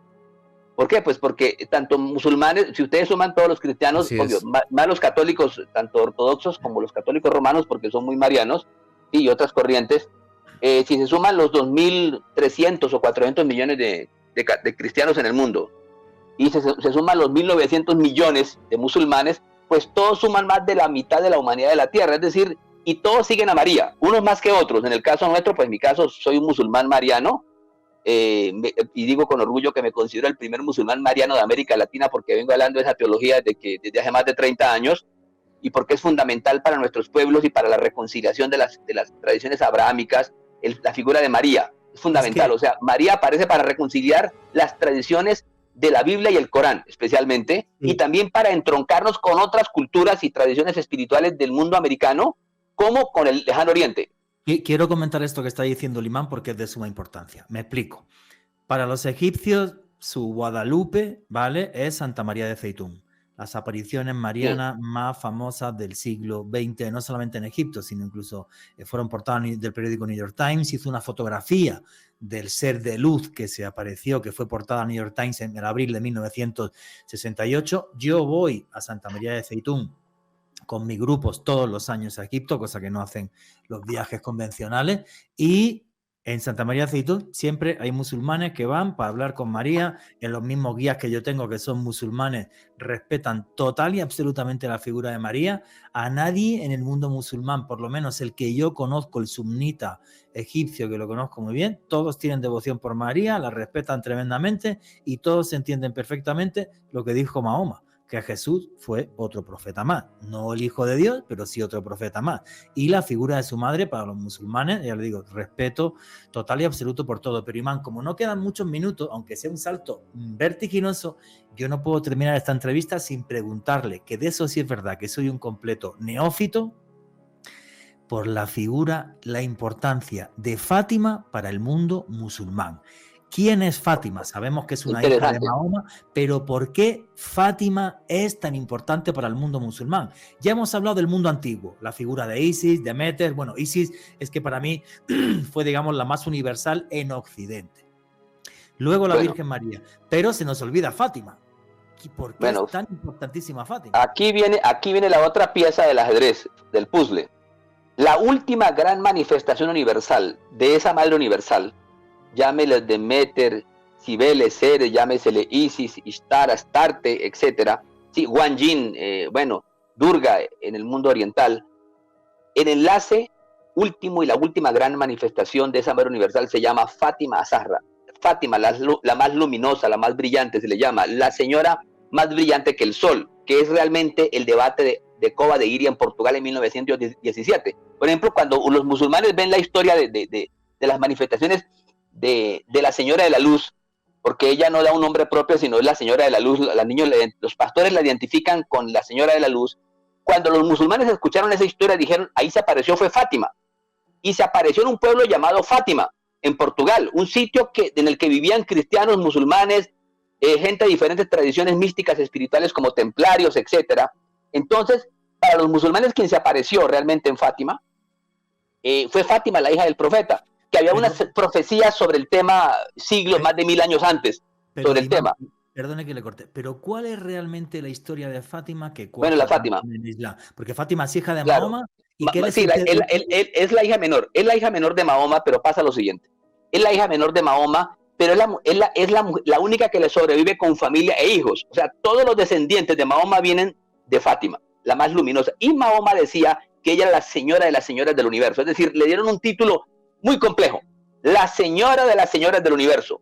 Y decía, y que todo mundo entra al cielo a través de ella, en la fuente de Al-Cáusar. Y hay un capítulo del Corán, en los versículos finales, el versículo finales donde Al-Cáusar, que es la fuente, todas las diosas, todas las famosas madres universales viven en una fuente en el universo, una fuente de agua especial. Y todos llegan a esa fuente. Y esa fuente, curiosamente, es la fuente de Al-Cáusar, que llama el mundo musulmán. Bueno, que significa la abundancia, ¿no? Y que es el capítulo, es un capítulo especial que tiene el Sagrado Corán, y que es el capítulo 108, se llama la abundancia, y está relacionado con María. Pero también hay una cosa muy curiosa, es que el capítulo 86 del Corán, el astro nocturno, que habla de Sirio, tiene relación con una gran protectora o protección del mundo, que está referido con ella, con la estrella Sirio. Pero hay algo más. En una ocasión, Ali, que es el primo del profeta Mahoma, y el primer imán, ¿sí? Y cuarto califa en la historia del Islam, un día el profeta Mahoma le dice a Ali se reúne con Fátima, que era su esposa, y tuvo varios hijos con ella, Hassan, Hussein, todos santos, ¿sí? Hay un olimpo de santos en el mundo chiita, especialmente hijos de Fátima y de Ali. Fátima le dice a Ali, yo sé el pasado, el presente y el futuro, le dice así. Siendo el hombre más sabio de su época, después del profeta Mahoma, Ali, le dice Fátima, yo sé el pasado y el presente y el futuro. Ali queda sorprendido y se va donde el profeta.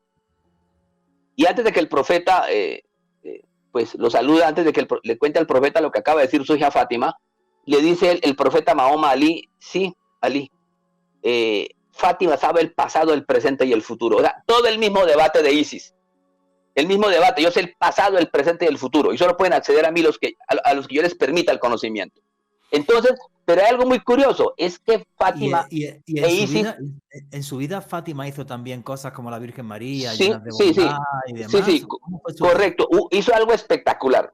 Es que teniendo 5 años de edad, 6 años de edad, seguía a su padre por todos los mercados, por todos los lugares donde él pregonaba la doctrina, y donde lo atacaban, ella tenía que, un día le lanzaron un estómago, unas vísceras de buey, sí, le lanzaron unas vísceras de un animal, sí, en la cabeza, lo untaron todo de excrementos y todas estas cosas. Es su hija quien lo defiende, quien lo limpia y lo defiende públicamente. Es decir, cada que Mahoma era insultado, su hija lo seguía de cerca y reprendía al que lo atacara inmediatamente. Y además lanzó increpaciones, increpó fuertemente al califa Abu Bakr cuando muere Mahoma y no le entregan el califato a Ali. Dice que los maldice, dice que han roto el orden cósmico, literalmente. O sea, han roto las leyes divinas al no cumplir los designios de su padre. Y hay una sentencia muy famosa de Mahoma. O sea, este es un debate muy complejo entre chiitas y sunitas, porque en el mundo chiita y sufi hay un culto muy especial a Fátima. Fátima inicia en los misterios como Isis, en la sabiduría, en la bondad. Es la que concede el paraíso y la que nos protege. Es la gran madre, en última. Y esa madre, Fátima, es muy vinculada con María, la señora del universo, que en la Biblia se habla que es la señora más grande del cielo, porque en el Corán dice que María es la señora más grande del cielo.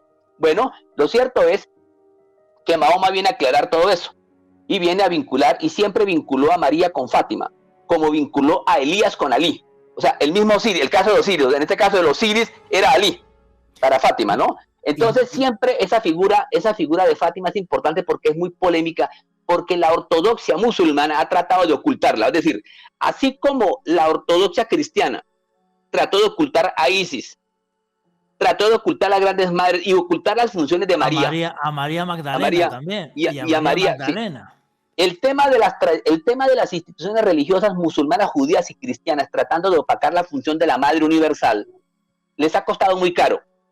Por eso hay una gran desbandada en muchos sectores del mundo cristiano católico y del mundo sunita y de muchos sectores, porque la Madre la han dejado a un lado, y resulta que María y Fátima tienen que ver con lo esotérico, con los misterios. Entonces a eso se debe que los sufis musulmanes, como los místicos musulmanes, siempre tuvieron en María un pilar fundamental, tanto los místicos cristianos como musulmanes. Solo hay que ver a Hildegarda de Bingen, que es una especie como de manifestación de María en su tiempo, esta famosa Sibila del Rin, que da unas profecías increíbles. Y bueno, es una doctora de la iglesia, como la consagró Benedicto XVI, que fue de las cosas maravillosas que hizo Benedicto en su pontificado.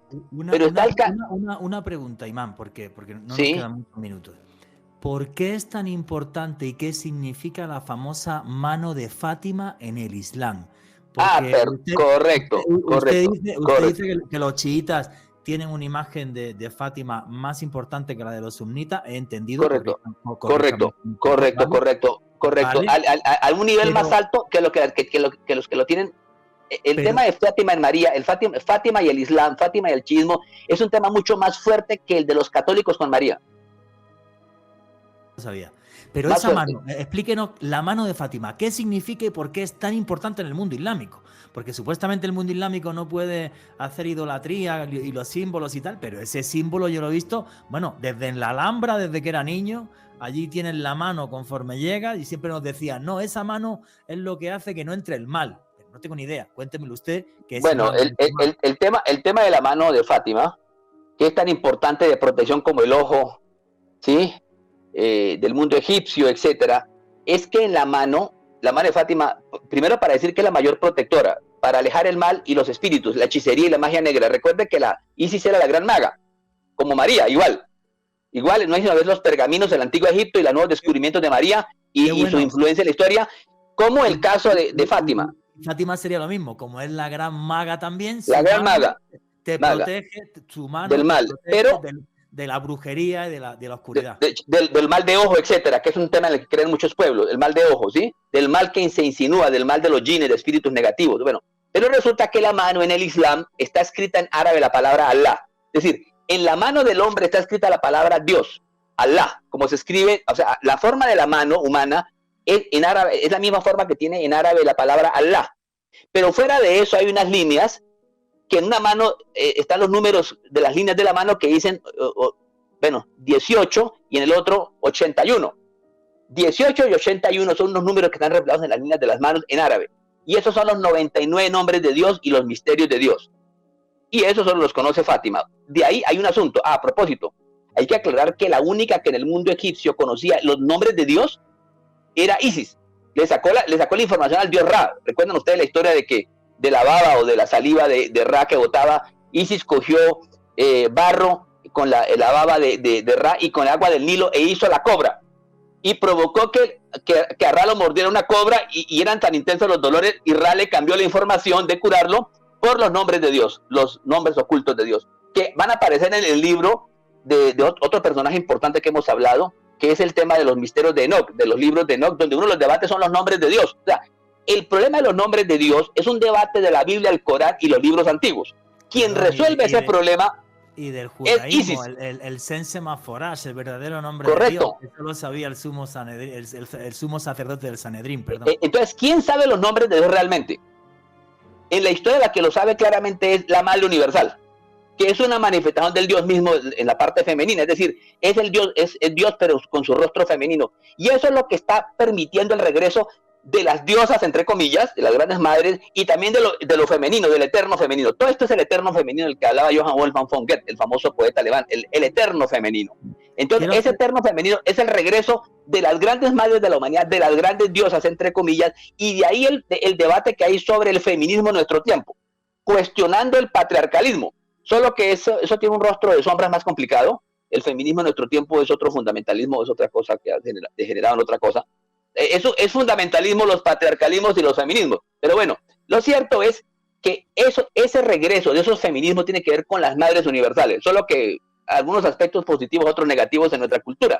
Pero María e Isis, yo solamente puedo decir una cosa, mi querido maestro Juan Jesús Vallejo y maestro Alejandro Bernal. Isis salva, es la mejor mediadora con el cielo, con el creador. María salva y Fátima salva, es el debate. Esa es la verdad. Cualquiera figura de esta. Ahora, lo que pasa es que cualquiera que llegue a estudiar estas figuras se da cuenta pues que es la misma Astarte, que es la misma Tonantzin Guadalupe. Es decir, estamos hablando de una madre con diferentes nombres, solo que en el caso de Fátima, para finalizar, no solo tiene que ver con la gran maga o la que conoce los misterios, sino que se introducen elementos del gobierno. ¿Quién debe gobernar? Es el debate con el Islam. Dice, ¿quién debe gobernar? Y le dice, ustedes se han equivocado, señores discípulos de mi padre, el profeta Mahoma. Se dirige tanto a Abu Bakr como a Omar. Ustedes lo están haciendo mal, van a crear una catástrofe en el Islam. Esta religión que vino para unir al mundo y que es la religión universal, que es el Islam, está prevaricando cuando se escogen mal los gobernantes. ¿Y se dividió el Islam entre chiismo y correcto, y sunismo? Correcto, se dividió y hay tantos problemas que hasta una película que se presentó hace 2 años se inauguró en el Reino Unido, en los cines en el Reino Unido, hasta en Londres. Sectores fundamentalistas musulmanes sunitas se opusieron a una película que se produjo en el Reino Unido sobre The Lady of Heaven, la Dama del Cielo, una visión de la vida de Fátima. Es decir, hasta una simple película de la vida de Fátima suscita controversia y temor en las ortodoxias, tanto del mundo musulmán como de Inglaterra o Londonistán, porque hay que recordar que Londres tiene un alcalde musulmán y todo el mundo habla de Londonistán por el poder que tienen los musulmanes en el Reino Unido, ¿sí? Entonces, uno se da cuenta que el temor a las madres es increíble. Por eso se tiene temor a las revelaciones de Fátima, a las revelaciones de Garabandal, a las revelaciones ¿qué? Las que se hicieron en Bosnia. Medjugorje. Medjugorje. Entonces, siempre hay temor por lo que esta madre diga. O sea, esta madre pone a temblar a todo el mundo. Oye, qué buen análisis hace el imán Julián Zapata, ¿no? Cómo sobre la importancia de esta figura femenina hay controversia. Fíjate la introducción que yo hacía con la controversia que hay sobre cuál fue el papel de la vida de María Magdalena realmente en cuanto tanto a su relación con Jesucristo como a los comienzos del cristianismo. Y fíjate, Fátima es la que en el Islam, la que se enfada porque no está de acuerdo con lo que está sucediendo, y luego una guerra entre musulmanes que dura hasta ahora. Y de hecho, Juanje, que guerra en la cual Fátima tuvo un papel muy importante, de acuerdo a esta cultura, Juanje, habría cuidado a su esposo, también a su mismo padre, durante este gran conflicto. Una mujer que era llena de virtud, llena de sabiduría, pero que también a la hora de poder proteger a su círculo más cercano, era una mujer muy importante, y esa connotación, Juanje, nuevamente como de gran protectora de esa manifestación de la bondad, de la piedad, en este caso dentro del canon de la cultura islámica. Efectivamente, pero lo que estaba diciendo el imán es una mujer que quizás a diferencia de otras en el cristianismo, bueno, o no lo sabemos, lo que pasó con María Magdalena, intenta empoderarse, intenta decir, señores, lo están haciendo mal. Y en vez de que se pusiera paz, al revés. Pero fíjate si su figura es importante en el Islam, que tenemos un amuleto, creo que luego le preguntamos a Imán Zapata, que es la famosa mano de Fátima, ¿no? Que protege contra todo mal, incluso contra el mal de ojo. Entonces, no sé, ha sido como una especie de bucle en la historia, ¿no? Mujeres que querían destacar en lo espiritual, y antiguamente lo espiritual equivalía a lo político. No se nos puede olvidar eso, a día de hoy no, pero antiguamente sí. Y entonces, en cuanto destacaban, ala, palo que te crió y listo. Y al final, el poder, como siempre, los hombres. Gracias a Dios, estamos a día de hoy en otra época. ¿Querías comentar algo más? Sí, Juanje, y también mujeres que han tomado trascendencia por tener relación directa con grandes maestros espirituales, en el caso de María, la madre de Jesús de Nazaret, en el caso de Fátima, la cuarta hija de Mahoma, un vínculo sanguíneo directo con estos grandes maestros espirituales, y ellas también con cierto atisbo de divinidad y también un halo muy importante de misticismo y de sabiduría en ellas. Que se está rescatando a día de hoy en pleno siglo XXI. Continuamos con Noche de Misterio.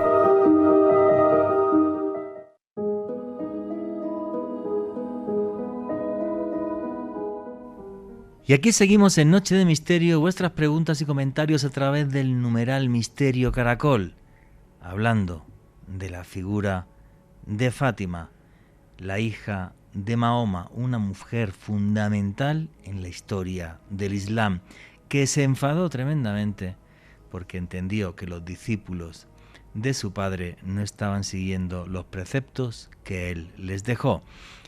Y la entrevista con el imán Julián Zapata continúa así. Y eclipsó a todo el mundo, o sea, terminó eclipsando, sin mentira, en el caso terminó eclipsando en nuestro tiempo a los grandes profetas que pues son los grandes maestros con más seguidores. Estamos hablando en este caso de Buda, Jesús y Mahoma, ¿no? O Krishna, terminó eclipsándolas. Porque manda sus mensajes desde la bondad y desde la magia, eso es una cosa. De la magia, y la madre. Pero madre. Quiero preguntarle una cosa, imán. Igual que un cristiano o un católico, si quiere, digamos, estar cerca de la Virgen María, va a Lourdes, va a Fátima, va a Medjugorje, ¿los musulmanes tienen algún lugar físico que diga, aquí quedó, digamos, mal la imagen? Mira, qué buena pregunta, maestro Juan Jesús Vallejo, porque resulta que ahí viene el quiz del asunto. Resulta que fue tal el disgusto de Fátima por la forma como se tomaron el poder en el mundo musulmán, un sector de ricos y poderosos, ¿sí?, de influyentes de la Meca y Medina, que Fátima se enfrentó a Abu Bakr y a Omar especialmente, que van a ser el primero y luego el segundo califa Omar. Se enfrenta a ellos y se enfrenta a ellos abiertamente, ¿sí? No solamente se enfrenta a ellos, los maldice, además porque le robaron una propiedad que le había heredado el profeta, una finca, una hacienda, sino que también le dice a Ali lo siguiente: Ali le hace jurar Fátima le hace jurar a Ali, a su esposo, al que va a ser el cuarto califa y el hombre más sabio de su tiempo, y le dice: como voy a morir pronto, ella además sabía su propia muerte, ¿no? El profeta le había anunciado que iba a morir a los pocos meses. Le dice Fátima a Ali: no quiero que nadie de ellos asista a mi entierro, así que me entierras en secreto. Entonces, claro, eso creó un problema. No se sabe dónde está. No, entonces, claro, Fátima quiso dejar un mensaje para el mundo de su disgusto, del mal manejo, del mal manejo del Ma'ad, del orden cósmico, de la Sharia, de la Hákika, el mal manejo del asunto espiritual y político, que dijo: nadie se va, solamente mi familia más cercana sabe dónde me van a enterrar. Y evidentemente Ali la enterró en secreto. No se sabe dónde está hasta el día de hoy. Increíble. En un mundo musulmán que está lleno de santuarios, ¿sí?, a muchos santos, como en el mundo cristiano, sí, claro, a santones, a todo eso, donde está la tumba del profeta, que es el lugar más visitado después de la Meca, en la peregrinación, ¿sí?, donde los santuarios más visitados del mundo están en el mundo musulmán, como el caso del Imam Reza en el centro de Asia, un octavo descendiente del profeta Mahoma. Pues bien, no hay un sitio donde visitar a Fátima. O sea, Fátima les dijo: señores, desapareció. Algo así, muy parecido al tema de María, ¿no? A propósito, sí, quiero hacer una observación sobre María. ¿Dónde termina María? María termina en Efeso, protegiendo, y se fue con los discípulos predilectos de Jesús, Juan. El discípulo se fue con Juan y dictó sus memorias y se fue a Efeso. ¿Por qué a Efeso? Porque en Efeso estaba el templo antiguo más grande a una diosa. Artemisa, una mujer con muchos senos, ¿recuerdan? Bueno, siempre María se fue para Egipto diciendo: yo soy Isis. Se fue para el templo de Artemisa, allá en la Anatolia, en Turquía, para decir: yo soy la Madre Universal. O sea, siempre dejó pistas. O sea, lo importante de estas madres es que dejan pistas, claramente, huellas, para el que está dotado de intelecto. Y para que descubran sus misterios. Y en la medida en que el ser humano es capaz de descubrir los misterios de Isis, de María, de Fátima, en esa misma medida Dios le da sabiduría a ellos. A eso se debe que ellas son salvadoras de la humanidad. Y no importa cuántos castigos haya, ella dice: yo intercedo por mis hijos. Es decir, la ley puede ser muy implacable. La ley de la Torá, la ley de la Sharia islámica, etcétera, las leyes en general, del Dharma. Pero resulta que la madre es la que al final le dice a Dios, al Dios creador, yo intercedo por mi familia y mis hijos, por la humanidad. ¿Sí? Entonces, la verdad es que el amor es mucho más grande. Eso significa que el amor es mucho más grande que la ley y los castigos. Eso es lo que más o menos transita, quiere transmitir todo esto. Yo a la madre defiendo a toda mi creación, que es mi creación también.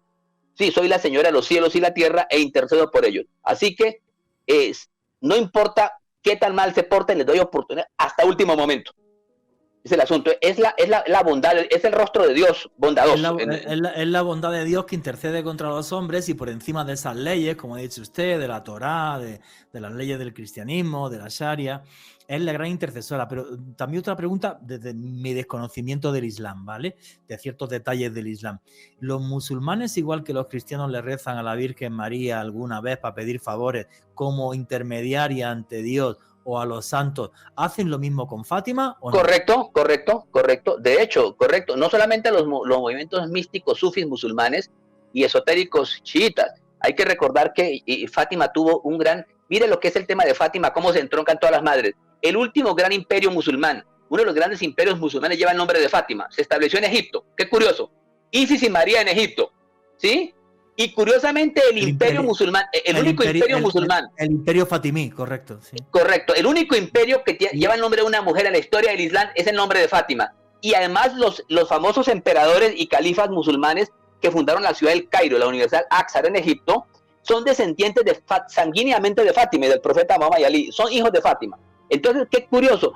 Se construyó un imperio, pero hay una cosa muy curiosa con el imperio musulmán que se construyó en Egipto con los fatimidas, que llegó a controlar el norte de África hasta Sicilia y bueno, y el Medio Oriente y la Meca. Es que ese imperio construyó el mayor ejemplo de humanismo y libertad de pensamiento de la historia del Islam y de la humanidad. O sea, todo el mundo admite, Luis Massignon, Henry Corbin, los grandes estudiosos del mundo musulmán, que la era más grande de libre pensamiento de la historia del Islam la hizo la era fatimida en Egipto, o sea, bajo el amparo de una madre universal sabia. O sea, en última, además era una orden iniciática de los ismaelíes. Los que fundaron Egipto, los que fundaron el imperio de Fátima en Egipto, fatimida, eran descendientes de Fátima y de una corriente musulmana chiita que se llaman los ismaelíes, un séptimo descendiente del profeta, del profeta Mahoma y de Ali, que se llama Ismael, de ahí vienen los ismaelíes, y Muhammad ibn Ismail, un séptimo hijo de Mahoma que desapareció. Y que lo relacionan con el imán Mahdi, con una figura mesiánica. Esto fue entre el siglo X y el noveno. Noveno y 12. Del noveno al 12, en esa época se construyó el imperio musulmán de más libertad de pensamiento en la historia del Islam. O sea, ¿qué es lo importante de este imperio? El humanismo y la mística. El humanismo, además del de España, ¿no? El del de España. Aún así fue más libre el de, aunque hubo mucha libertad de pensamiento en España, curiosamente este imperio que duró 2 siglos y medio fue mucho más libre en debates de ideas filosóficas y místicas. ¿Sí? Lo cierto es que el imperio Omeya, que es un imperio importante con capital en Córdoba, el imperio que se estableció en España musulmana, que es de corte, fue bajo la égida y la soberanía del sunismo maliki, de la corriente sunita más moderada y bueno, etcétera. Y bueno, mire, hay textos, bueno, aparte, bueno, esos 2 siglos de Al-Ándalus, porque lo triste 8 siglos. Fueron 800 años de dominación musulmana en España, de huella musulmana, pero 2 siglos, digamos, de una luz tremenda. Brillante, correcto. Efectivamente, que son los 2 siglos que dura, como ha dicho usted, el Imperio Omeya, que la capital estaba en Córdoba y luego se puso en Madinat al-Zara, que dice que fue la ciudad más espectacular de Europa. Podría de esto dar correcto. Y adoraban a Fátima. Y rendían culto a Fátima. En la España musulmana respetaban mucho a Fátima. Claro, pero hay que decir que la gente no entiende ahora que en esa época, donde la Edad Media era la cosa más oscura del mundo en Europa y en Occidente, y no se podía pensar con libertad, y todo era bárbaro, las luces, la cultura, la ciencia que hubo tanto en Al-Ándalus, como en Bagdad, Isfahán, y luego, más tarde, en el Imperio Fatimí, es donde se podía hablar con libertad. Bueno, pues gracias a eso tenemos los textos de Sócrates. Gracias a eso, por ejemplo, podemos decir, todo el mundo piensa, el primer hombre que diseñó una máquina para volar fue Leonardo da Vinci. No, fue Infarnás. en Córdoba, tiene varias estatuas, ahora han puesto una estatua en Córdoba, fue el primer hombre no solo que diseñó la máquina, que voló, se partió las piernas y estuvo cojo hasta que se murió, pero bueno, dicen que voló como unos 20 segundos. Entonces, eso, donde había cristianos, musulmanes, judíos, donde, por ejemplo, te ibas a Toledo y el tipo que llevaba la plata era el judío. El del ejército estaban los cristianos, del musulmán. O sea, fue una época dorada que duró muy poquito, porque por desgracia los seres humanos siempre estamos con la oscuridad y con imponer nuestras ideas por encima de los otros, como sea. Pero sí es cierto, por cierto, cuando vi al Cairo, las mezquitas de la época fatimí son espectaculares. Tienen unas mezquitas, pero fabulosas. Así que, bueno, es toda esta historia maravillosa que nos ha dejado, bueno, diferentes cultos y diferentes formas de ver la vida, siempre y cuando no se impuso el integrismo. Siempre que se ha puesto el integrismo cristiano o musulmán o judío o el que sea, ahí siempre la hemos liado. Pero bueno, en fin, aquí podemos hablar, gracias a Dios, podemos hablar, inshallah, gracias a Dios, bueno, alhamdulillah, perdón, gracias a Dios, lo he dicho mal, inshallah, si Dios quiere, y alhamdulillah, gracias a Dios, aquí gracias a Dios podemos hablar con libertad. Querido amigo y maestro imán Julián Zapata, su conclusión y su cierre. Bueno, yo le quiero recomendar a este extraordinario programa que ha hecho historia en Iberoamérica, Noche de Misterio, que hay un libro de un famoso escritor y antropólogo, etnólogo portugués que se llama Moisés Espíritu Santo. Él escribió un libro muy famoso en la década de los años 1995 del pasado siglo XX, un libro que se llama Los moros fatimidas y las apariciones de Fátima. En ese libro entronca y une el fenómeno de Fátima. Él no es musulmán, él viene de una tradición muy católica como la portuguesa, es un académico, un intelectual. Moisés Espíritu Santo escribe un libro brillante que se llama Los moros fatimidas y las apariciones de Fátima. Él explica cómo en ese lugar, en Cova de Iria, donde desapareció Fátima en 1917, ya 1000 años antes se reunían místicos cristianos y musulmanes para invocar a Elías, a Ali, a Fátima y a María y a Jesús. O sea, y además consumían hachís, un hachís especial que es de los mejores del mundo, que les servía para entrar en trance como los chamanes, ¿sí? Con algunos psicotrópicos. Bueno, esto para decirles que por esa razón las apariciones de Fátima son las más famosas apariciones marianas de la historia, porque tienen que ver con mística, todas estas cosas que hemos hablado sobre el mundo antiguo. Entonces, curiosamente, si alguien quiere aprender de este debate sobre la madre Isis, sobre Fátima, sobre María, estas madres universales, solo hay que leer ese libro de la mente occidental y de un investigador occidental, que es un investigador, un etnólogo que investiga cómo estas madres se unen. Todas estas madres universales. Y lo cierto es que yo soy isiaco, nací en el signo de Isis, nací en el signo de Isis de la astrología egipcia, porque ahí hay una astrología también. Yo nací en el signo de Isis, curiosamente. Soy muy mariano y muy fatimida. Y a eso se debe que estemos en este programa. O sea, no existe nada casual. En esta era de los viajes espaciales, del contacto con gente de otros mundos, estamos en contacto con las madres universales que son de otro mundo, porque evidentemente María, Fátima, Isis no son de este mundo. Son literalmente extraterrestres. Querido hermano, y por eso siempre tenemos que mirar a las estrellas. Querido maestro imán Julián Zapata, muchísimas gracias por ilustrarnos, por compartir su sabiduría, su conocimiento. Muchas gracias por su tiempo, por su bondad, y le quiero desear, si no lo veo, feliz Navidad y feliz año 2024. Y si Dios quiere, nos veremos más veces para hacer programas así, para ilustrar al mundo de que las religiones deberían de unirnos y no de separarnos. Muchas gracias, entre civilizaciones. Gracias, y que triunfe el diálogo y la alianza entre civilizaciones y la próxima cumbre que vamos a hacer el próximo año 2024 en Colombia, en el mes de octubre y noviembre. Ahí estaremos también cubriendo la noticia. Muchas gracias. Gracias. Maestro. Qué bueno que vaya a haber en Colombia una reunión entre diferentes religiones y el entendimiento entre civilizaciones. Haría falta que se hiciera una gran cumbre mundial, así todos los años, para recordarnos que al final todos los seres humanos tenemos los mismos sentimientos y las mismas emociones. Hemos hablado de esa feminidad, de esa sacralidad femenina y de cómo hay apariciones marianas que no están aprobadas por la Iglesia Católica, pero da igual, porque van cientos de miles de personas todos los años.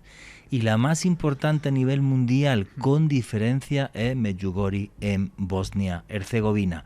Alejandro Bernal, ¿qué nos puedes contar de Bosnia-Herzegovina y de esa aparición en Medjugorje? Que Bosnia-Herzegovina es un país musulmán, cuidado. Exactamente, Juanje, y era la otrora ex Yugoslavia. Juanje, estos sucesos ocurrieron a mediados de 1981, ocurren en una gran montaña ya en el pueblo de Medjugorje, un pueblo de labriegos, podríamos decir que un pueblo perdido en Europa del Este. 24 de junio de 1981, resulta que en el monte Cernica, allá en Medjugorje, Juanje, se hallaban Ivanka Ivankovic y Mirjana Dragicevic, dos adolescentes, quienes de repente a eso de las 4 de la tarde comienzan a observar una extraña silueta luminosa con una extraña figura femenina. Las chicas quedan muy sorprendidas, relacionan esta visión con una figura divina, con una figura espiritual. Se regresan al pueblo porque no podían explicar qué era lo que habían observado, y 2 horas después regresan con otras 3 personas, Juanje, y cuando suben al monte Cernica observan a la Virgen María, a esta silueta femenina, a esta silueta divina. Estas niñas quedan realmente estupefactas al tener este contacto, y a partir de ese momento, Juanje, comienzan a suceder una serie de sucesos realmente sorprendentes. Al día siguiente, estas niñas llegan con otras 6 personas más. Este grupo de personas nuevamente evidencia... Son ya como 10, ¿no? Juraría. Sí, ya eran como 10 en ese momento, Juanje. Observan nuevamente la aparición de la Virgen.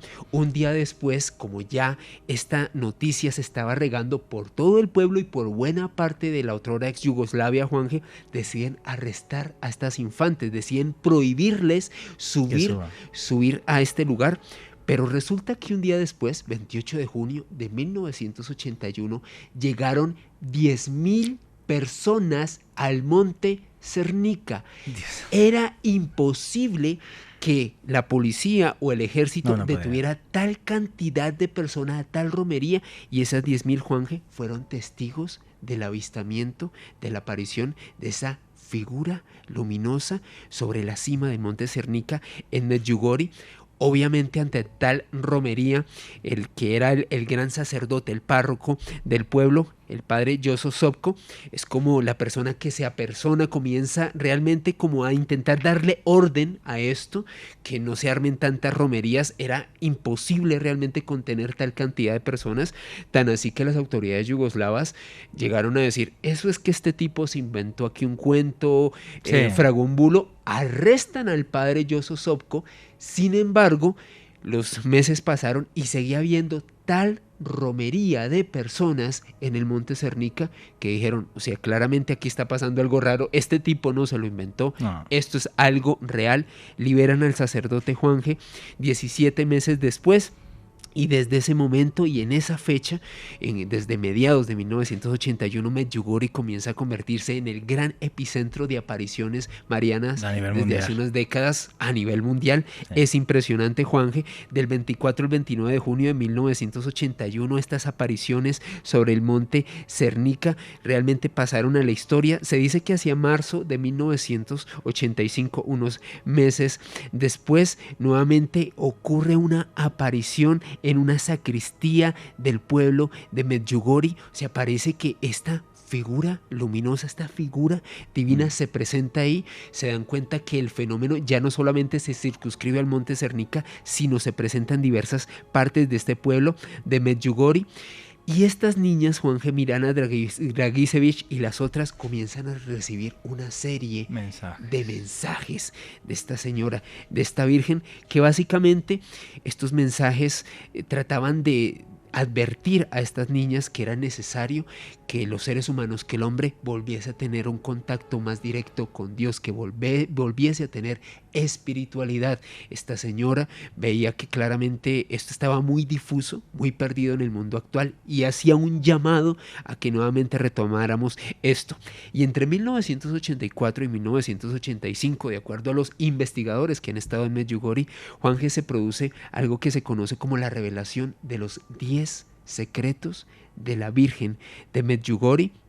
que habría sido revelado a unos videntes, a estas niñas más cercanas que habrían tenido este contacto con esta virgen en esta zona de Yugoslavia. Se ha especulado muchísimo sobre estos 10 secretos. De hecho, se establece que a una de estas niñas, a Mirjana Dragicevic, la señora, esta virgen, le habría suministrado un pergamino, Juanje, un pergamino donde se encontrarían estos secretos.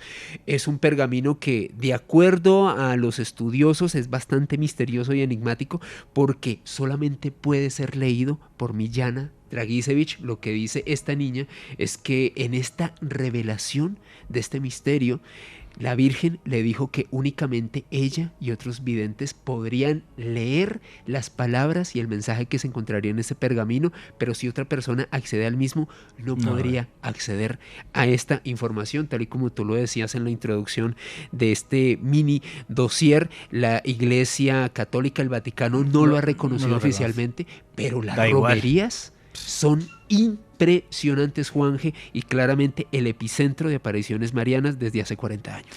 Sí, claro, pero con mucha diferencia, aunque no lo requiera reconocer la Iglesia Católica. Yo creo que hubo mucha polémica con esta vidente, con Dragicevic, por eso, porque que si estaban los 10 secretos y en un papel, pero que solamente lo leía ella. Exacto. Quizás eso le pareció a alguna gente demasiado extraño, pero bueno, dentro de lo sobrenatural, ¿qué quieres que te diga que es extraño y que no extraño? ¿Se ha revelado alguno de esos 10 secretos o no? Como los de Fátima, guardados hasta que no se sepa. Exactamente, y se ha especulado mucho que podrían ser un posible mensaje apocalíptico, una posible guerra, pero todo dentro de la especulación. Listo. Hay incluso vídeos donde aparecen lo que podría ser apariciones marianas en Medjugorje. Al atardecer, es como si la luz se tamizara en torno a un árbol que hay en esta montaña. Es curioso, ahí están, los podéis ver. Yo no estoy en Medjugorje, pero me han dicho que el ambiente de fe que se respira es espectacular. Sí he estado en Fátima, fui cuando niño, y igual, el ambiente de espiritualidad que se respira en Fátima es espectacular. Luego ya uno puede creer lo que quiera o no quiera, pero esa espiritualidad se contagia. Y se nos olvida, que alguna vez creo que lo hemos mencionado aquí, para mí la que también sería la aparición mariana más importante del siglo XX, cuya fotografía, porque ahí sí que se pudo hasta fotografiar la imagen de la Virgen, en Santa María de Zeitún en abril del año 1968, fotografía que fue portada incluso del diario New York Times. El Vaticano mandó una comisión de investigación ante lo que estaba sucediendo. En concreto, bueno, pues en 1968, abril, una iglesia pequeñita en un barrio muy humilde del Cairo, ¿vale? Muy humilde. Y un señor, un mecánico que estaba arreglando un autobús, enfrente había un taller de autobuses, ve lo que sería la imagen de una señora encima de la cúpula. Él sale gritando pensando que es una mujer que se quiere quitar la vida o algo, y el padre Constantin, que era el sacerdote que había, es el que sale y empieza a gritar: es la Virgen, es la Virgen. A los pocos días vuelve otra vez a suceder este evento, que es cuando un fotógrafo que se llama Wazir Rik, que estaba allí, le da tiempo a hacer una fotografía. Y es muy curioso porque él no tenía movilidad en el brazo izquierdo después de un accidente de tráfico, se le había seccionado un nervio, y al día siguiente pudo volver a mover el brazo. Hay un libro que se llama La luz del cielo, que nos habla recoge todos los milagros que han sucedido en Santa María de Zeitún. Y yo en mis viajes de autor siempre llevo a la gente a Santa María de Zeitún, en el Cairo, y es un lugar que te aseguro es muy especial. Para mí, es que no sé qué decir, o sea, no sé si decirte, yo no soy cristiano, ¿es la Virgen lo que se aparece o es una especie de arquetipo de lo femenino que está con nosotros y está ahí?